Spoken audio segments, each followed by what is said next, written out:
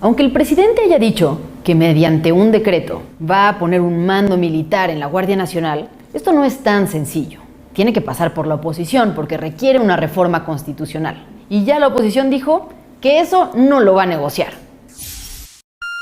Coordinador, explícame qué fue lo que pasó en el PAN, que hace unos años parecía que estaba totalmente a favor del papel de los militares en las calles y que hoy se opone radicalmente. ¿Qué cambió en el país? ¿Qué cambió en el propio ejército? Yo no tengo registrado, puedo equivocarme, pero desde mi particular punto de vista, nunca el PAN como institución, como partido político, ha estado jamás a favor de la militarización de las tareas de seguridad pública en este país. Ni siquiera cuando el PAN tenía el gobierno de la República. Nosotros entendíamos que se tiene que echar mano a todos los esfuerzos para poder atender, evidentemente, uno de los temas más importantes en este país, que es la seguridad.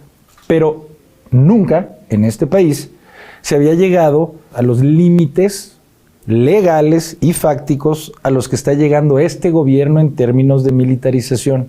Nunca se pensó antes en la sustitución completa de las facultades de seguridad pública de las fuerzas civiles a las fuerzas militares. Y por cierto, era el núcleo de crítica de los que hoy quieren formalmente dejar exclusivamente a las Fuerzas Armadas las tareas de seguridad pública. En ese entonces se ocupaban, pero ahora, insisto, lo que se busca es centralizar una reforma constitucional consistente en dejar la tarea de la seguridad ciudadana exclusivamente en manos de Fuerzas Armadas. Es algo con lo que el PAN no va a avanzar.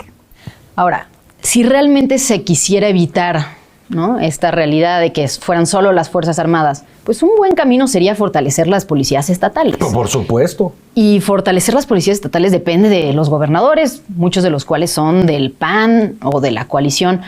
¿Por qué no estamos viendo este esfuerzo extraordinario por parte de los gobiernos de la oposición, pues para tener cuerpos de seguridad que realmente le puedan hacer competencia? Y sí los vemos pidiendo que vaya Guardia Nacional a sus estados, por ejemplo, a entrarle al quite cuando hay crimen organizado. Coincido 100%, tanto que va a ser el eje toral de nuestra agenda parlamentaria para el próximo periodo que está a punto de empezar.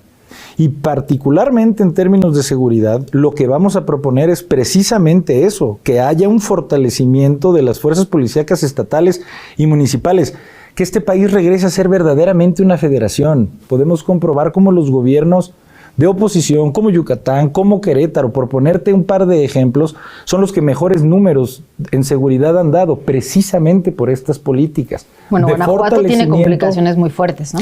Tiene complicaciones muy fuertes, como por supuesto muchos otros estados, pero tenemos otros estados donde han sido ejemplo de que precisamente con estas políticas de fortalecimiento policíaco estatal se tienen mejores números de seguridad. Desde hace siglos, Fernanda, siglos, han existido fuerzas militares y fuerzas armadas policíacas. ¿Por qué? Porque tienen dos funciones y por lo tanto dos esencias completamente distintas.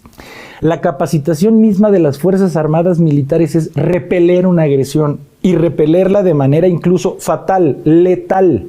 No están capacitados para neutralizar. Y la capacitación de las Fuerzas Armadas civiles es precisamente para saber neutralizar, para explicarte los derechos, para coadyuvar con un ministerio público. Son dos tareas completamente diferentes. Habla Jorge Romero, coordinador de las y los diputados del PAN en la 65 legislatura.